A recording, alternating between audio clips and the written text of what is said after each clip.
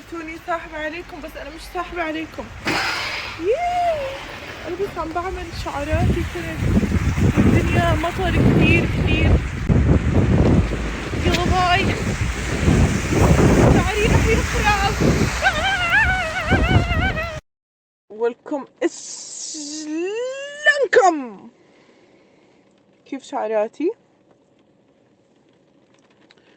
اسمعوا، أنا صراحة مش حابة اللون. اللوك اليوم تيمة. هذا لوكي مع بس أوصل المكان شو رح أعمل؟ بصور لكم. والله يا جماعة ما أنا ساحبة عليكم ولا إشي، لأنه أنا بدي أسحب. لا، الأجواء مملة. شو أصور يعني؟ أمللكم كمان؟ شو أصور لكم يعني؟ شو الحكي هذا؟ ولكم وش الحكي هذا؟ المهم صلوا على النبي، اللهم صل على سيدنا محمد.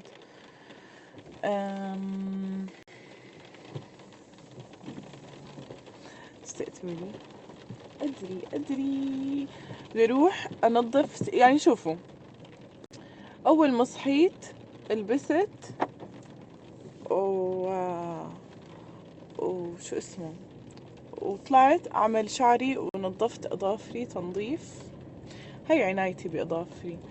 بطلت أحط جل. زمان كنت كل شهر أروح على الصالون أحط جل وأشكال ألوان، بس هاد دمر لي أظافري. هلا شو عم بعمل؟ بس عم بنظفهم كل أسبوعين. بروح بحكي لهم I want only cleaning. هيك. الجل هو دمار الأظافر صراحة، مع إنه حلو كتير، أنا كتير بحبه، بس دمار للأظافر. وإذا يعني بدك تغيري يعني مش قادرة تصلي، حط منكير. خلصت فكت يا أختي. جل، آخ الطبقات اللي بتروح من الجل. وإيش كمان؟ وهلا وين رايحة؟ يلا اسألوني وين رايحة؟ رايحة أنظف سيارتي من جوا. بعرف مش وقته، بس سيارتي أنا صراحة ما بحب أشوفها وسخة، بتضايق، بالذات الكراسي لأنهم بيض. ومبارح حطيت السينابون من كل عقلي على الكراسي، حطيته بطريقة غلط، بطريقة مايلة، اللي كل الصوص وقع على الكراسي. والكراسي عندي مخزقة يعني هيك. بدي أشرح لكم، فشعوري مش شعور حلو، فلازم أغسل سيارتي ما فيها من جوا. وعندنا الشاشات هون معلمة ومغبرة ومش جوي. هسه البنت غرفة نومها وسيارتها يعني ملكها، فلازم يكونوا نضاف. أنا هيك بعرف. وبس والله هاي هي المواضيع اللي حاليا بدي أفتحها. يلا يا زلمة يلا. بس خليني أروح أغسل سيارتي وأقعد في مكان مرتب وأقعد أحكي معاكم. شو رأيكم؟ بتحكولي زهقتينا، بتحكي كتير. تيما خلص ما إلكم دخل، أو بغيب، انتوا حرين. يا هيك يا هيك، يا طخه يا أكسر مخه، فيش عندي هنا وسط. عجبتش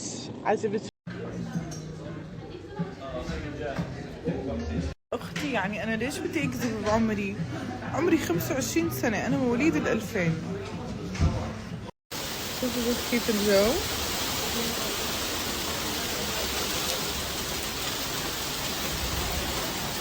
يلا وش ذا؟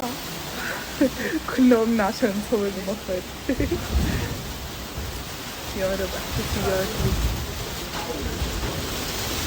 مرة أجواء نار. اهلا الله يعافيك. مدري انا مشبه. اه ايوه انا تيما.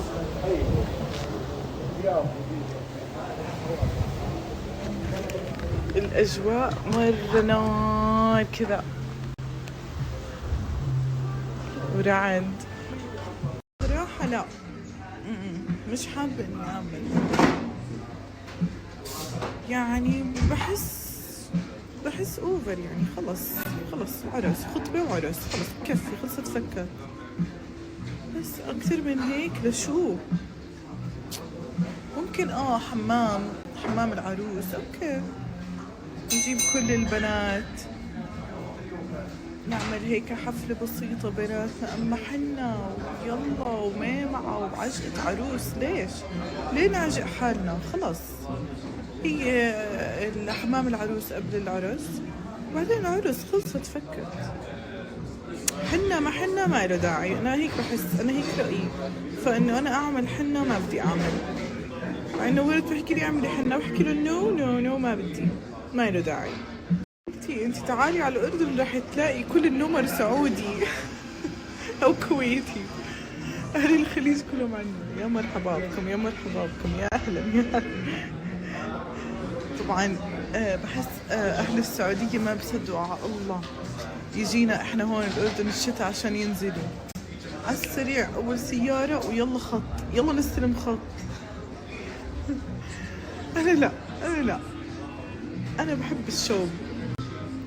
تحسوا اهل الاردن نفسهم يروحوا على السعودية بفصل الشتاء، واهل السعودية نفسهم ينزلوا على الاردن. اهلا كيف حالك؟ شو اخبارك؟ اهلا، ليش غرفتك هيك سهله؟ سعيد. اهلا وانا اسعد. كيف حالك؟ موجود والله. ايه؟ لا الله يسعدك، شكرا. الله يخليك. اهلا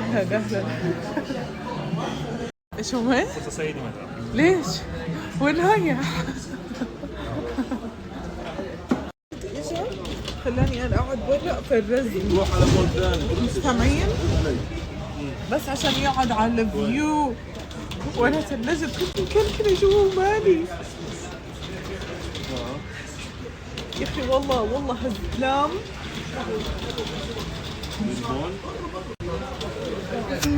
ليش يعني مش فاهمه؟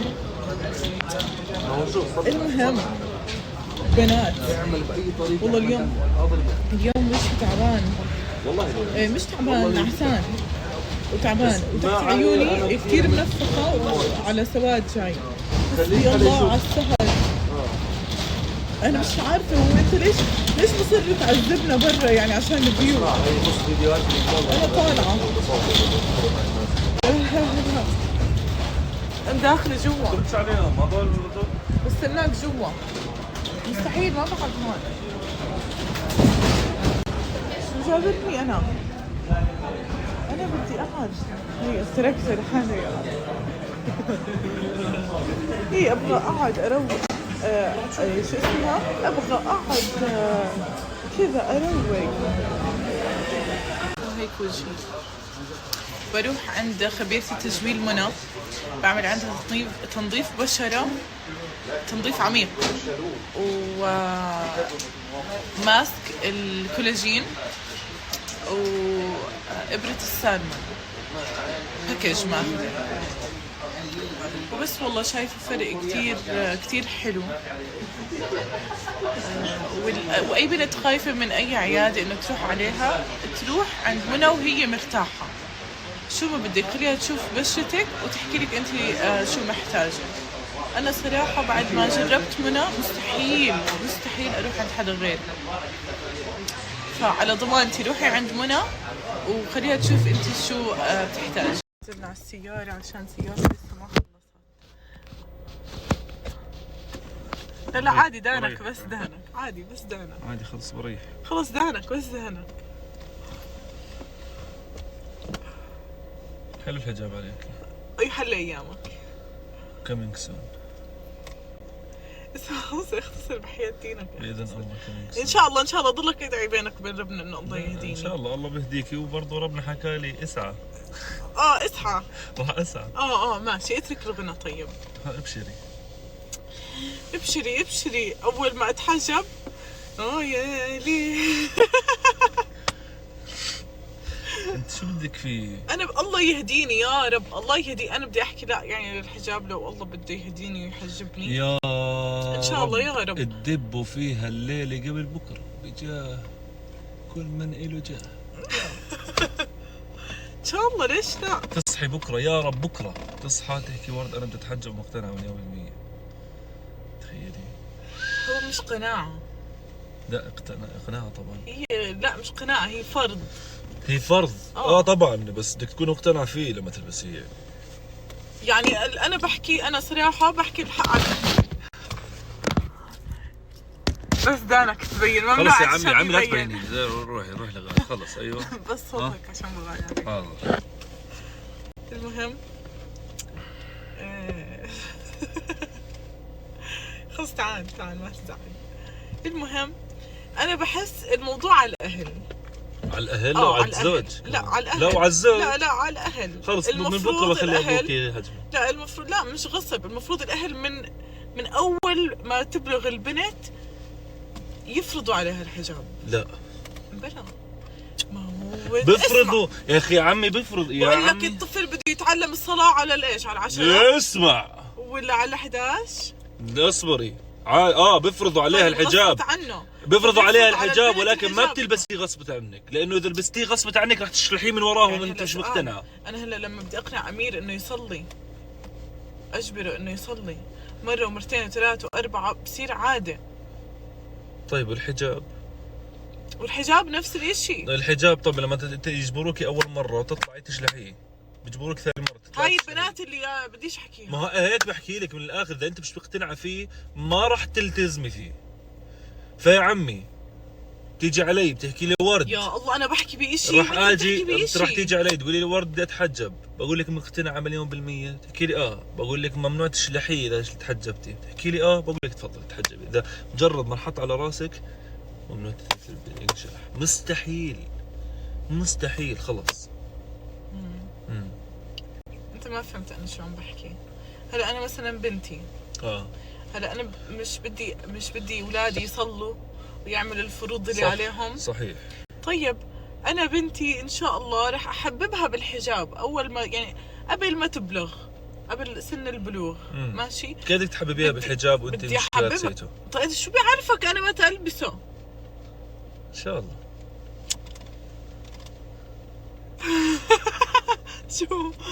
شو خلاص شغلاتك حلوين شفتهم، واكثر مش ضروري اتغزل فيك على الكاميرا.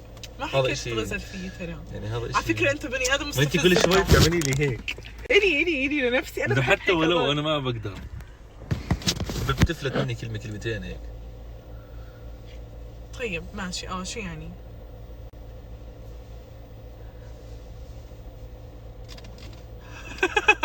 رجع عليك الفلتر. ايش السيستم اليوم؟ كيف شعراتي؟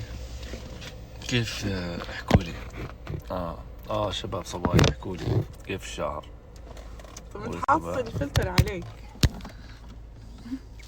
بس بدي اقلد لكم الاجواء عندي انا. ليش مش عم بصور كثير؟ والله كذبت عليكم انا، ترى كذبت عليكم انه انا مش فاضيه. لا انا فاضيه، وانا ما عنديش اي مشكله انه 24 ساعه افتح الكاميرا، انا ما عندي مشكله، الا عندي الاشياء يعني الخاصه اللي انا ما بحب اطلعها ما بصور. بس مثلا تيجي عند ابوي، وين بكيت دخانك لو سمحت؟ هي بدي اقلد لكم. هي بكيت تكون هون وما عم بدخن ابوي ولا شيء. بتيجي بتصوري، بتدخلي على البيت، كيفك بابا شو اخبارك؟ بدور على باكيت الدخان الدوارة عشان يطول السيجاره ويولعها، لانه هو عارف انه انا ما بقدر اصور وحدا عم بدخن، لانه دايركت سناب شات بيعطيكم ليميتد ريتش. طيب ليس خلص بفهم انه هو مو حابب انه حدا يصوره. بختصر وليد برضو نفس الاشي مع اجواءه، ومش يعني بتحسوه مش بمود التصوير، فانه ليه اجبره انه اصور؟ فاهمين؟ ورد حطيه على جنب لانه انت عارف انه الحق عليه. اسمعوا انا مستحيل اكذب عليكم. طيب انا اللي بدي احكي. طول عمرك تمسكي كاميرتي فجرتيها، وانت فجرتي سنابي. تعالي بدي احكي. طب ماشي حطهم هون. احكي لهم انا شيلي الفلتر. ما بدي. طيب يا جماعه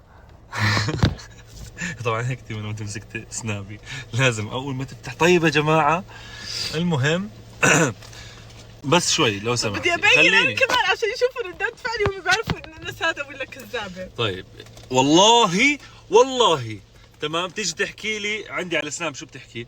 بتحكي انه ورد هو اللي ما بده نصور بالسياره، وبحكي انه خلص صرنا نصور كثير. لا انا ما حكيت لها هيك، وانا شاهد، انا شاهد عند كلامي. بتعرف شو حكيت لها يا جماعه؟ انا حكيت لها يعني خلص اوكي بنصور، يعني انا ما بصور معك بالسياره، بنصور مرات اوكي، بس انا شو بصور؟ اذا في اشياء مهمه يعني حلوه كذا بنصورها، اشياء مش مهمه فيش داعي نصورها يا عمي. انا ستورياتي مهمه، انا يا عمي انا هيك بحكي لهم انا ستورياتي مش مهمه دائما يا عمي. اذا في اشي، اذا في فعاليه، في اشي حلو انه نحكيه للناس والناس يناقشونا فيه بنعمله، ولكن حكيت لها طب فيش داعي انه نفتح فيديو 5 دقائق ما فيه اشي مهم. بلا لا اشي انا بعمله مهم على عيني وراسي، بعرف انت مهم بالنسبه إلي كل شيء، ولكن ما بتعرف في ناس مثلا مرات تحكي مثلا هذا مش مهم او هذا اشي انت فهمت علي؟ صلى على النبي، يعني اشي يتناقشوا معنا الناس فيه على الاقل. مو ضروري هذا سناب شات، هذا سناب شات، شو ما بدك تصور بتصور، حر انت ده. سنابك هذا. بعدين في اشياء مثلا حاب مثلا نحكي انا وياك بدون تصوير عادي، ما بيكون في تصوير. يا ما صورنا اشياء طبعا، يعني كل واحد فينا بيعرف الحدود وبعرف متى افصل الكاميرا ومتى اضويها، بس هذا ما بعني انه كل موضوع انا بدي افتحه بدي يكون جدا مهم للمجتمع. طبعا لازم يكون الموضوع عندك معناته خليها طبعا. اكتب وردة الطيراوي. اذا انت كتيمة عمر، اذا ما بدك تنزلي شيء هادف، اذا ما بدك تنزلي شيء هادف لا تنزليه، يعني ما نزلت لانه الناس بتحب الاشي اللي انت بتعمليه، كل شيء كل شيء بتعمليه انت بس نفتح الكاميرا ضل ساكتين. طب ما في موضوع. مين حكاك؟ انا يا عمي الوحيد اللي ما بضل ساكت على السناب شات. طب يلا اطلع الموضوع، اطلع في موضوع. والله انهم مستفزين. ترى انا اكتشفت اكتشاف اقسم بالله انه عقل البنات 180 درجة غير عن عقل الشباب. بدك تدرسيها دراسة هاي. هذا الموضوع اللي بدك في بنات ما بفكروا انه اي اثنين بيحبوا بعض. لا تحرض البنات على الشباب يعني. مش ما عم بحرض، افهم انا شو عم بحكي. انت كشاب تختار شريكة حياتك. احكي لك شغله، احنا بنفهمها على الطاير بسرعه، بس انتوا بدكم تفهموها على الطاير. انتوا بدكم شو؟ انتوا بدكم لقمه، كل لقمه معلقه، يعني كل معلقه بنطعميكم اياها لحتى انت توصلي للشيء اللي احنا فاهمينه من اول معلقه. صلى على النبي. اثنين اللي بيحبوا بعض بتفكرهم متشابهين كل شيء؟ مش ضروري يكون كل شيء متشابهين. ليش؟ مش ضروري اصلا. هيك ما شاء الله بتحكي كثير يا عمي. مش ضروري يكونوا متشابهين كل شيء، لانه شو بنحكي انه لما الاثنين يتزوجوا بكملوا بعض، صح؟ بكملوا بعض، يعني عادي شيء مش فاهمي شيء مثلا انا مش فاهمه انت فهميته عادي بتكمليني، انا انا فاهمه انت مش فهميته بنكمل.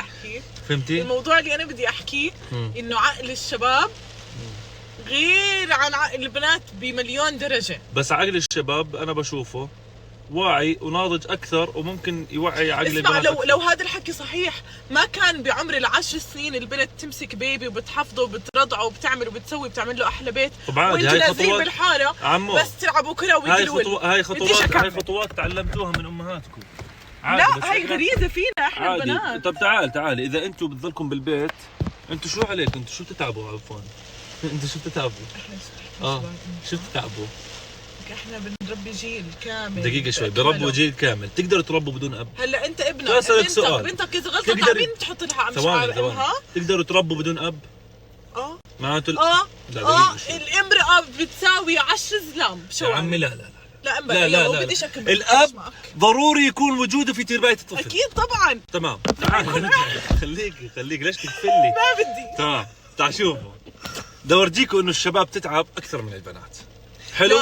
لا بدك حلو. دقيقة شوي انت ما تكون اوفر لوك اند ليسن بليز. بتعرف يعني الزلمة بتعب برضه بتربية الطفل. هسه البنت شو عليها؟ ترباية، غسيل، شطف، طبخ، اوكي جوا البيت كله، تمام. هي وظيفتها البنت. اما الزلمة شو وظيفته؟ طب انا بحكي لك، بعرف انه كرم، انا بحكي عن الزلمة شو وظيفته، شو عليه؟ يربي، واذا بيوم عطلته بيجي برضه بيساعد مرته بالبيت، تمام، وبيشتغل برا البيت، يعني مشاركها بالاشي. دقيقة شوي، مشاركها بوظيفتها في البيت، وعنده وظيفة برا. بدي كمل وعنده وظيفة برا البيت، تمام. فالمرأة خلص وظيفتها بالبيت، ما بتطلع بتشتغل مع الزلمه برا، تمام؟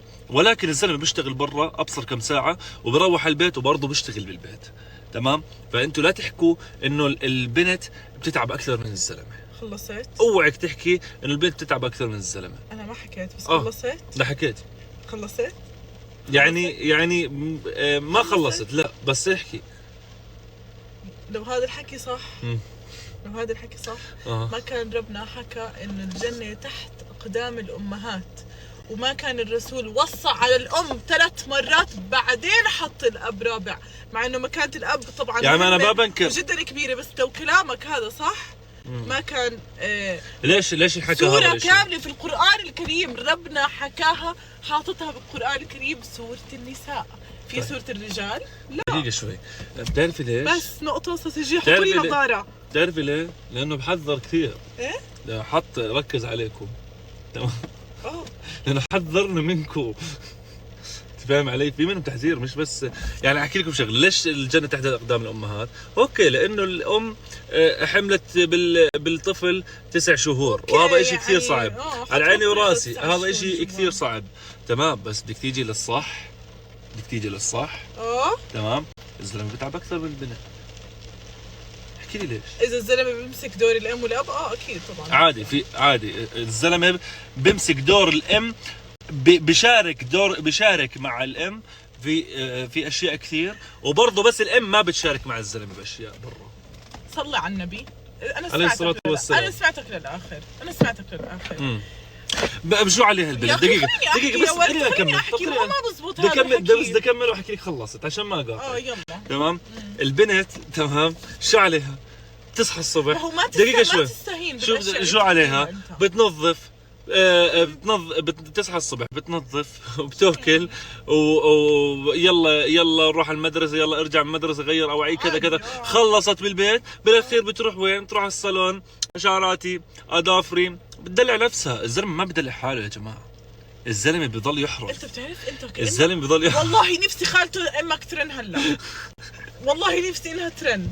سمعك كم كلمه صح. الزلمه بضل يحرص، بس الام بتضلها بالبيت، يعني بتضلها معزز مكرمه لما الزلمه يكون برا يا عمي دقيقه. انا شفت كومنت في بيحكي في حدا كاتب لك انه بس تتزوجي ممكن تشتغلي تتوظفي بشهادتك او لا يا عمي، انا ما بدي اياك لا تشتغلي ولا تتوظفي بشهادتك، ومستحيل اوظفك، تمام؟ بتضلك بالبيت معززه مكرمه، اعملي اللي عليكي وبس، كثر الله خيرك. انا بطلع بعمل اللي علي، بضل بحرص عشان انت حكيت وخلصت كل شيء عندك صح؟ ايش؟ اذا في عندك شيء احكيه، تمام، ولكن اذا في شيء مناقض وغلط انا راح اقاطعك فيه. تفضلي معك الماي. لا افصل الكاميرا ورجع الكاميرا، لانه هذا حلو. انت خلصت كلامك؟ خلصت كلامي. طيب شبه خلصت. طيب صلي على النبي عليه الصلاة والسلام. انا قناعتي المرأة داخل البيت والزلمة برا البيت. حلو؟ يعني الزلمة ما يتدخل جوا البيت. اصبر، صلي على النبي. انت عليك تخلص شغلك عشان تكون أسرة، وعشان أسرتك ما تحتاج انها تطلع برا تتعب وتشتغل وتعمل وتسوي. صح طبعا. تحب تشوف مرتك واولادك معززين مكرمين جوا البيت. صح. انت كرجل تدخل البيت لا تلاقي بيتك نظيف، ولا تلاقي طبيخك جاهز، ولا تلاقي أواعيك مغسولة ومكوية، ولا تلاقي إشي مرتب. شو بصفت حياتك؟ طب أنا شو بحكي لك؟ كمل. أنا بحكي لك إنه البنت لو سمحت بتشتغل، البنت بتتعب بالبيت على عيني وراسي. شو بتشوف حياتك؟ يا عمي البنت بتتعب بالبيت على عيني وراسي، بتتعب كثير. يا الله ما بيجاوب. ولكن أنا شو كان يكون نقاشي؟ انت بتحكي شيء مختلف عن الشيء بالمرأة اللي بتعمله، انه يعني بتنظف. لا ما بستهين بس انا مقصدي بحكي انه الزلمه بيتعب اكثر من المرأة. ما هو صلى على النبي. المرأة بتتعب والزلمه بيتعب، بس الزلمه اكثر. صلى على النبي. شايفين هيك؟ ما هو صلى على النبي. او هيك روحت انت على البيت لا لقيت هاد وهاد والبنت قاعده هيك واولادها وسخين ومخمخمين ولا مطعميتهم ولا عامله شيء. انت كرجل شو شعورك؟ ليتس جو. بقولها ليتس جو. حلو. خلصنا هون ستوب. المرأة بشارتك بيكون عندها اولاد، طيب، وبرا عم تشتغل بهاي الايام، بهذا الزمن برا عم تشتغل وبتروح بتجهز لعائلتها الاكل والتنظيف والطبيخ تمام. بتنسى حالها، هذا اذا كانت هالقد قويه يا بتنسى حالها يا ما بتنسى حالها. بس المرأة بهذا الزمن which غلط، انا ما بشوف هذا الشيء صح، بتكون هي زلمه برا وبتدخل على بيتها بتكون هي ما فيش داعي تتجوز اذا بهذا الزمن. لما يكون هذا بيكون الحق على الزلمه هيك. يا عمي انا ما بحكي لك، يا عمي انا ما بحكي لك. بس مين بتحمل؟ هل انت بتتحمل تطلع على الشغل من الصبح تروح المغرب وتدخل على بيتك تنظف وتهتم بالاولاد؟ انت كزلمه بتقدر تعمل هيك؟ انا بقدر اعمل تنظف هيك. وتطبخ بقدر اذا ما في ام بقدر اعمل هيك. اذا ما في ام والله بقدر اعمل هيك. الزلمه كطبيعته ما بيقدر يقوم بواجبات اللي هي المرة اللي بتعمله. مش كلها ممكن اوكي ينجبر، بس بالاول بالاخر بدك مرة. على عيني وراسي، برضه المرة بدها زلمه. اكيد طبعا، لان ما كان ربنا خلقنا مع بعض. لوين وصلنا؟ فانه انا بحكي لك انه فاختصر الوضع. الزلمه بتعب والمرة بتتعب اضعاف. يا عمي والله بقدر انه المرة بتتعب يا عمي والله. لا والله كلامك ما وضح لي هيك. فاهمين علي؟ هي مش فاهميتني. المرة بتتعب كثير. لا رؤية باهية. مش عاوزة يا حبيبي، قصدي مش حبيبي، مش عاوزة اكمل معاك النقاش لانه قبل الضغط ورفعت لي ايه ضغطي. هلا ابوي مش قام بدور المرة والزلمة في البيت. صح. وعنده بيت كمان في امريكا، فبيروح بيعوض هون وهون وبالاخر هيك وهيك. هلا ابوي بايش حاجة بشو؟ بحاجة لبنت، مرة لأم بالبيت. صح بحاجة طبعا. ليش؟ انه لو كان في ام في البيت كان شالت عنه 80% تعب وهم. بس بالبيت. خارج البيت المرة ما بتتدخل. واذا انت بيوم من الايام تيجي تحكي لي بدي اشتغل اوي ما راح اخليك. يا عمي ماشي، اذا انت هلا وضعك مرتاح داخل البيت حلو. كيف تطلع بتنجز برا؟ بتطلع بتنجز بتعمل وبتسوي. على عيني وراسي تمام. طيب خلص ورد، انت عارف انه انا كلامي صح، بس وانا بحكي لك انه الزلمه لو ضل قاعد بالبيت هل انت بتنجزي بالبيت؟ لا طبعا، شو بدي في زلمه يضل قاعد في البيت؟ لو عمي برضه ما الزلمه بتعب. عرفنا انكم تتعبوا، يا بكبس عند الهاد يا اطلع انزل روح جيب سوي اعمل. بكبس عند ايش عمي؟ شفت بكبس لما انت انا استهين فيك. لا شغل زلمه بتزعل. لا فلا تستهين في شغلنا يا عمي. دقيقة شوي. بتعرف شو شغلة؟ بدي احكي لكم اياها على بلاطة من الاخر. المرة تمام كبير، بتعرف شو يعني اذا زاد عليها الحمل اسمع بدي شغالة، خلاص بجيب لك شغالة يا عمي وبدي اضل هيت عليك طول العمر. يلا ليتس جو. لما اجيب اولاد اكيد طبعا. شايفين؟ فمين هون بيكون التعب اكثر؟ الزلمة. قولوا ما شاء الله ما شاء الله نظيفة نطفانة ولك نطفانة يا حبيبتي يا أميرة. بعرف لازم أوسخ، أنا لازم. وصلنا البيت هيك هدوء فاضي. بابا سلام. برد أكبر طنجرة عنا. شو بدي أسوي؟ والله أبصر تأخرت ولا لا؟ ما تأخرت. هدوء. اللحمة تستوي بس. ما حطيتها. من 5 ولا تجيب لي غاز كبير؟ لا هي بابا على الهادي عادي. ايش أي ساعة؟ 8:30 9. هات هدوء.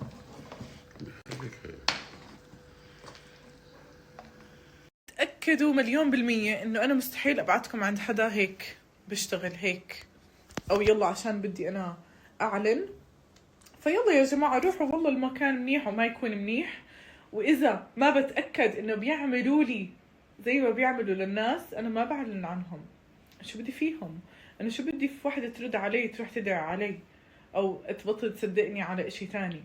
لا، أنا معاكم ثقة والله. حتى إذا أنا بعمل إشي غلط باجي بحكي لكم يا جماعة لا تعملوا هذا الإشي طلع غلط. فاهمين؟ اللي بحبه لنفسي بحب أشارككم إياه لكم. عشان في ناس عن جد تستاهل المكان اللي هي فيه، وفي ناس بالمكان اللي هم فيه وما بيستاهلوا. وبس والله. طانع برضه انت كمان غلط، مش بس هو غلط، لا انا بحكي حتى البنت اللي بتتمنى انها تشتغل برا وتترك موضوع البيت، بس تيجي تشتغل برا رح تيجي تحكي لا والله عادة البيت احسن، تربية الولاد احسن. بس مش فاهمينه احنا البنات او الشباب مكان البنت البيت ومكانة الرجل خارج البيت. هي هيك، هي ربنا معززنا ومكرمنا في البيت، احنا هيك، احنا دلالنا وانوثتنا ودلعنا وكله هذا في البيت. داخل البيت بصير، برا البيت ايش ما بصير برا البيت بالشوارع وبرا للذكورة. بس لما طلع لنا الفيمينست والأنثى والأبصر شو، لا صار كله برا. هلا اسألي اي اندبندنت وومن، اسأليها احكي لها تفضلي تقعدي في البيت معززة مكرمة ولا تشتغلي، بتحكيك لا، إذا أنا كل احتياجاتي وكل طلباتي ومدللة ومعززة ومكرمة داخل البيت، طبعا البيت. طبعا شهم بيكون ابن بنت عمتي. شهم شهم أنا حبيتك بزيادة هسه. اسمع، مين بتحب أكتر، أمك ولا أبوك؟ ثم أبوك. أعطاك إياها من الآخر، بالآخر. لما أمك تضربك بتزعل؟ أعطيك نصيحة، إذا أمك تضربك تمام احكي لها والله لا احكي لأبوي. شو أسوي زعلني؟ أقول عادي. إيش؟ أقول عادي. شفت؟ عادي بحكي لك، شفت؟ هي التربية الصح. أنا بابا عادي. شو اسمك؟ شهم. أنا الاسم خطف إلي والله. الله خاطر حبيبي الله اسمع، يحميه يا أنا رب. كنت بدي أسمي ابني شهم، بس هسه لما شفتك تأكدت ولازم أسمي ابني شهم. أنت إيه صح؟ KG2. يعني السنة الجاية بصير أول صح؟ طيب ببشرك يا شهم، بتذكر هاي كلمتي، بتذكر لما توصل صف سادس سابع تمشي مع أصحاب، في أصحاب مش مناح. عارف ما تحكي. قولي شو عارف؟ عارف إنه في حد بالنسبة لي كويس ومش كويس، كويس ومش كويس. اللي كويس شو بيكون؟ شو بنصحك؟ نصحني إنه تصلي، تروح على الجامع معه، وينصحك على أشياء منيحة. حبيبي اللي مش كويس شو بقول لك؟ لما أصير صف أول ماما تبي توديني مدرسة الأرقام. الأرقام. هسا اللي مش كويس صاحبي شو كويس شو بقول لك؟ بقول لك تعال خلينا نروح ندخن. صح. دير بالك. دير بالك. شيء كويس. بعدين لكبر بصير وجهك أسود وعيونك حمر، تحت عيونك سواد هالات سود. فهمت علي؟ ودائما لما ابوك يدخن طيب بس تشوفه قاعد بدك نصيحة. بدك اياه يترك الدخان. كل ما تشوفه طال السيجاره ولا حب تروح عنده بتسحبها وبتكسرها. برميها. ايوه يا عيني عليك. ضلك على هذا. واذا حكى لك ليش؟ اذا حكى لك ليش احكي له انا بحبك لاني بحب مصلحتك. اذا حكى لك حساس. ايوه بدك اعمل لك تيست، بدك تعمل تيست. شوف عشان انت بروفا خليك تعمل بروفا انك تتعلم تجرب كيف. بس تغيب يولع سيجاره تروح تسحبها من فمه تكسرها. اذا قال لك ليش عملتها؟ قول له انا لاني بحبك. هون بيجي ببوسك. فهمت علي؟ ما تخاف، خلي قوي قلبك، قوي قلبك. طيب فهمت علي؟ يلا هي اسمع قاعد بتقول سيجاره. روح هذا اهم. لا خذها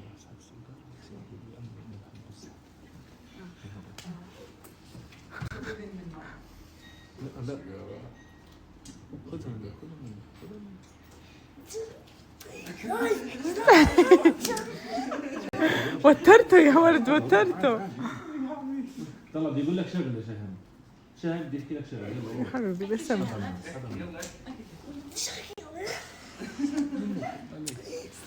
مستحي مستحي مستحي. بقول لك شاهد لا تدخن، هو بحب مصلحتك. روح شو قول له احكي معه. لا انت احكي له، انت زلمه، انت اقوى، انت اقوى. يلا روح، بعدين انت اسمك على اسم ابني المستقبلي. يلا روح. خلاص انت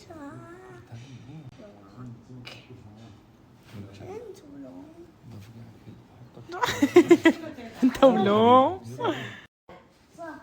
ليش؟ ليش؟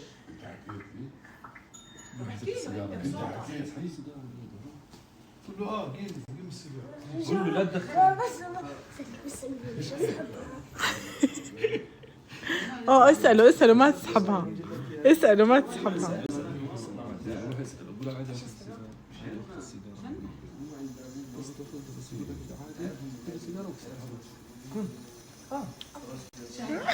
اوكي يا حبيبي زي شعرات عمر ابو صغير.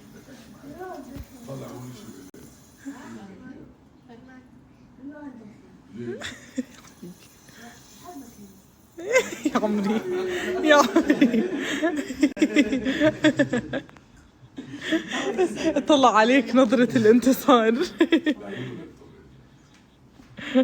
بابا